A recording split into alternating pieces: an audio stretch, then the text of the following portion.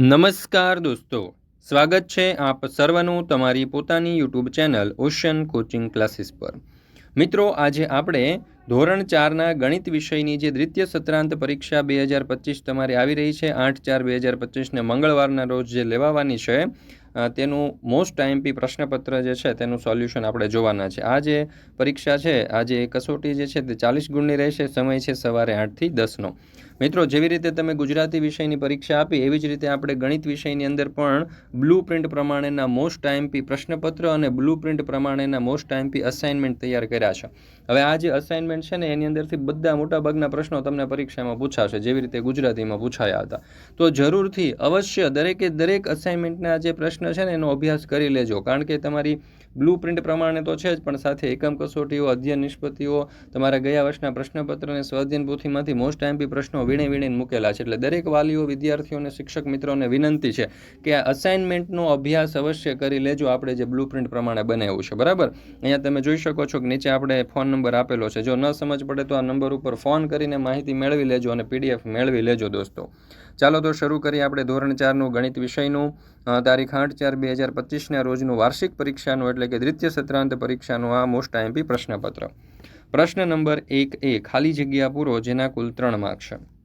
પહેલો સવાલ, 4 અને 3નો તફાવત ખાલી જગ્યા થાય તો જવાબ આવશે 1। બીજું, 2 બિલાડીના 8 પગ અને ખાલી જગ્યા બિલાડીના 56 પગ તો જવાબ આવશે 14।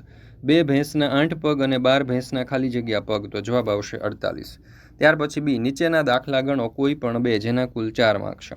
પહેલું, વીણાબેનને 72 કેળા 3 વર્ગમાં સમાન રીતે વહેંચવા હોય તો દરેક વર્ગમાં કેટલા વિદ્યાર્થીઓ હશે? તો 3 વર્ગમાં 72 કેળા તો એક વર્ગમાં કેટલા, એટલે 72/3 એટલે જવાબ આવશે 24। તો દરેક વર્ગમાં 24 વિદ્યાર્થીઓ હશે। હવે અહીંયા જો 72 ભાગ્યા 3 આપણે અહીંયા ભાગાકારે દર્શાવ્યો છે કે ભાઈ 3 દુ 6, 7માંથી 6 જાય તો 1, ઉપરથી ઉતાર્યા 2, 3 ચોક 12, 12માંથી 12 જશે તો 0। ત્યાર પછી બીજું, સ્વયં પોતાની કબડ્ડીની ટીમ માટે 80 ટી શર્ટ ખરીદવા માંગે છે। જો દરેક પેકેટમાં 10 ટી શર્ટ હોય તો સ્વયંએ કેટલા પેકેટ ખરીદવા પડે? તો 80 ભાગ્યા 10 કરવા પડશે, તો 10 8 80, 80માંથી 80 જશે તો 0। તો 80 ટી શર્ટ ખરીદવા માટે 8 પેકેટ ખરીદવા પડે। ત્રીજું, એક વાહન ચાલક એક ફેરાના 300 રૂપિયા લે છે। જો તે 6 ફેરા મારે તો કુલ કેટલા રૂપિયા કમાઈ શકે? તો 300 ગુણ્યા 6 એટલે 6 ગુણ્યા 0 એટલે 0, 6 ગુણ્યા 0 એટલે 0, 3 છંક અહીંયા તમે જોશો તો 3 છંક 12 થશે, બરાબર છે। તો જવાબ આવશે અહીંયા 1200 રૂપિયા, એટલે કે 6 ફેરા મારશે ને તો કુલ 1200 રૂપિયા કમાઈ શકે। અહીંયા જવાબ આવશે આપણો 12। મિત્રો ખાસ યાદ રાખજો, અહીંયા ભૂલ થઈ ગઈ છે, 3 છંક 12 થશે, એટલે અહીંયા એકડો અને બગડો 1200 રૂપિયા થશે।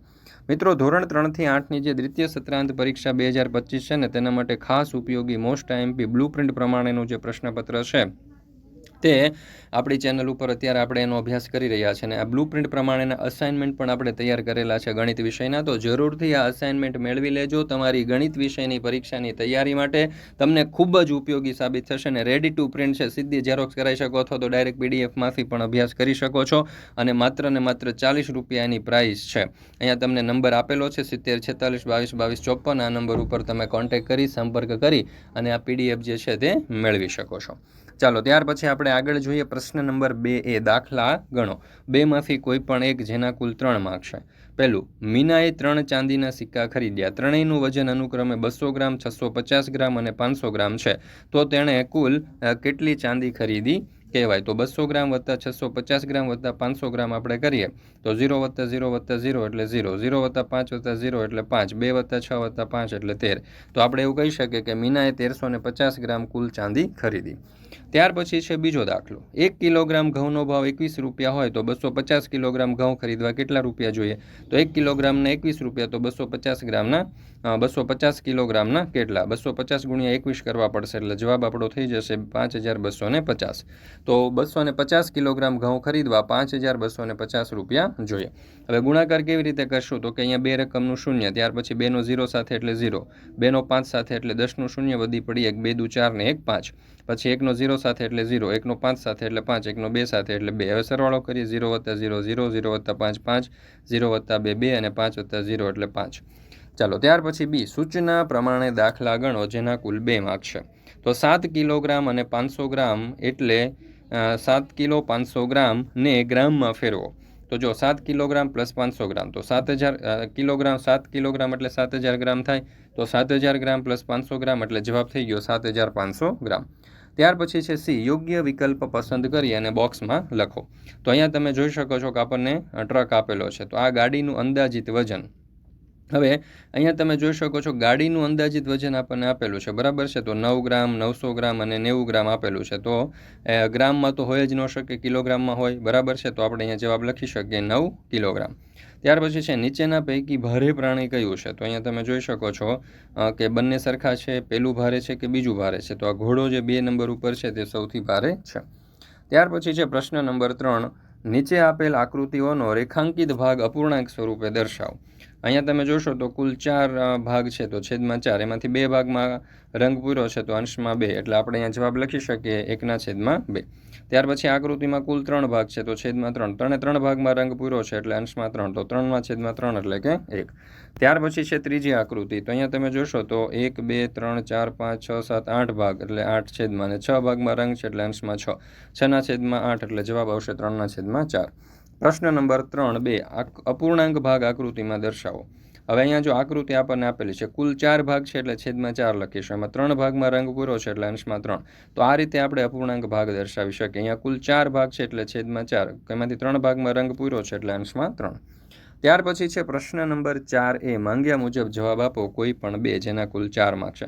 મિત્રો આ જે પ્રશ્નપત્રનો તમે જે અભ્યાસ કરી રહ્યા છો ને, પ્રશ્નપત્ર મોસ્ટ આઈએમપી પ્રશ્નપત્ર છે. આવતીકાલે તમારી પરીક્ષાની અંદર પૂછાવાની પૂરેપૂરી શક્યતાઓ એવા દાખલાઓ આપણે અહીંયા લીધા છે, અને ખાસ કરીને તમને જે અસાઇનમેન્ટ આપવામાં આવેલું છે અથવા તો જે અસાઇનમેન્ટ છે તેનો અભ્યાસ ખાસ કરી લેજો, કારણ કે આ જે અસાઇનમેન્ટ છે ને તમારી પરીક્ષાની તૈયારી માટે તમને ખૂબ જ ઉપયોગી સાબિત થવાનું છે.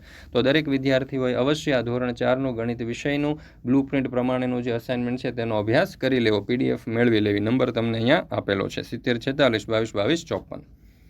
3 સળીની લંબાઈ 14 સેન્ટીમીટર, 15 સેન્ટીમીટર અને 16 સેન્ટીમીટર છે. તો ખુશીએ એ ત્રણેયનો ઉપયોગ કરીને એક ત્રિકોણ બનાવ્યો, તો તે ત્રિકોણની હદ શોધો. તો ત્રિકોણની હદ બરાબર 14 + 15 + 16 એટલે કે 45 સેન્ટીમીટર. તો ત્રિકોણની હદ 45 સેન્ટીમીટર થશે. બીજું, 64 મીટર લાંબા અને 36 મીટર પહોળા લંબચોરસ ખેતરની સીમા માટે 4 હરોળવાળી કાંટાળી તારની વાડ કરવા કુલ કેટલો તાર જોઈએ? તો ટેબલની સીમાનું માપ બરાબર, જો અહીંયા આપણે લંબચોરસ છે અને લંબચોરસની પરિમિતિ શોધવાની છે, તો 2 કૌંસમાં લંબાઈ વત્તા પહોળાઈ એટલે 2 કૌંસમાં 64 + 36 એટલે 2 × 100, તો જવાબ આવશે 200 સેન્ટીમીટર. તો 4 હરોળવાળી તારની વાડ બરાબર 200 × 4 એટલે આપણો જવાબ થઈ ગયો 800 મીટર. ચાલો, ત્યાર પછી છે દાખલા નંબર 3. જો નમન આ ખેતરમાં 3 ચક્કર મારે તો કેટલું અંતર કાપે? ખેતર અહીંયા આપણને આપેલું છે, તમે જોઈ શકો છો. હવે અહીંયા 3 ચક્કર મારવો હોય તો એનું આપણે પરિમિતિ શોધવી પડશે. તો ખેતરની સીમાનું માપ બરાબર 16 સેન્ટીમીટર + 16 + 10 + 20 + 10 એટલે કે બધી બાજુનું ટોટલ કરવું પડશે, એટલે જવાબ થઈ ગયું 72 મીટર. તો ચક્કર મારતા 72 × 3 એટલે કે 216 મીટર જવાબ આવશે. ત્યાર પછી છે પ્રશ્ન નંબર 4b, નીચે આપેલ પ્રશ્નોના યોગ્ય વિકલ્પ પસંદ કરો, જેના કુલ 2 માર્ક છે. એમાં પહેલું, એક લંબચોરસની લંબાઈ 15 સેન્ટીમીટર અને પહોળાઈ 12 સેન્ટીમીટર હોય તો તેની બધી બાજુઓના માપનો સરવાળો કેટલો થાય? તો જવાબ આવશે 54 સેન્ટીમીટર. બીજું, એક લંબચોરસ બાગની લંબાઈ 30 મીટર અને પહોળાઈ 20 મીટર હોય તો તે બાગની ફરતે 3 હારવાળી વાડ કરવા કેટલી લંબાઈનો તાર જોઈએ? તો જવાબ આવશે વિકલ્પ ડી, 300 મીટર.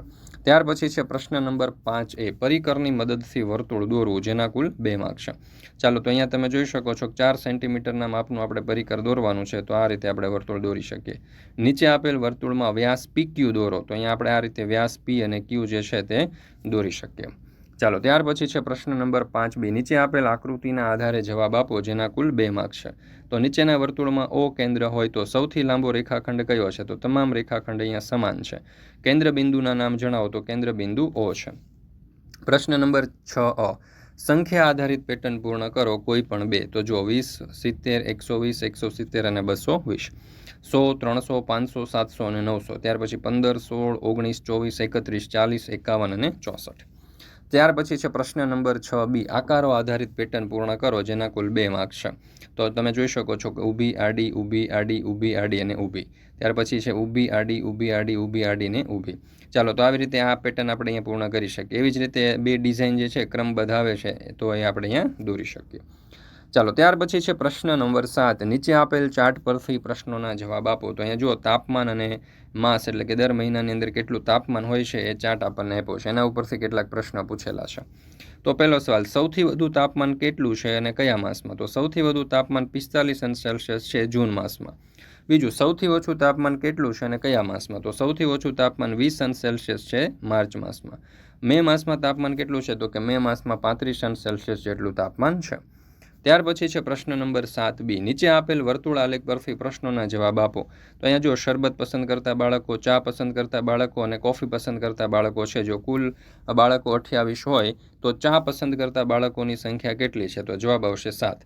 અને કેટલા બાળકોને શરબત પસંદ છે? તો જવાબ આવશે 14 બાળકોને શરબત પસંદ છે. મિત્રો, હવે તમારી પરીક્ષા જ્યારે પૂર્ણ થશે ને એટલે તમારું સરસ મજાનું ઉનાળાનું વેકેશન પડશે. આ વેકેશનનો જો તમે સદુપયોગ કરવા માંગતા હોય તો અમે તમારા માટે 2 ઓનલાઈન કોર્સ લાવ્યા છે. પહેલું છે વૈદિક ગણિતનો કોર્સ અને બીજું છે સ્પોકન ઇંગ્લિશનો કોર્સ. આ બંને કોર્સ તમારા માટે ખૂબ જ ઉપયોગી છે. ગણિતની અંદર જો તમારે પાવરફુલ થવું હોય, સરવાળા, બાદબાકી, ગુણાકાર, ભાગાકાર પેન અને કાગળની મદદ વગર મગજથી સેકન્ડની અંદર તમારે શીખવા હોય તો એના માટે ટ્રિક્સ અને ટિપ્સ તમને અહીંયા આપવામાં આવેલી છે. જરૂરથી આ કોર્સની અંદર જોડાઈ જજો. સ્પોકન ઇંગ્લિશનો કોર્સ જે છે એની ફી 1499 રૂપિયા છે, જેમાં તમે કડકડાટ અંગ્રેજી બોલતા શીખી જશો અને સાથે સાથે તમારું ગ્રામર પણ મજબૂત થશે. આ કોર્સમાં જોડાવા માટેની લિંક નીચે ડિસ્ક્રિપ્શનમાં આપેલી છે, અથવા તો વધારે માહિતી માટે અહીંયા તમને નંબર આપેલો છે. આ નંબર ઉપર તમે કોન્ટેક્ટ કરી શકો છો. ફરી મળીશું મિત્રો આપણે આવતું જે પર્યાવરણ વિષયનું પ્રશ્નપત્ર છે તેના સંપૂર્ણ સોલ્યુશન સાથે.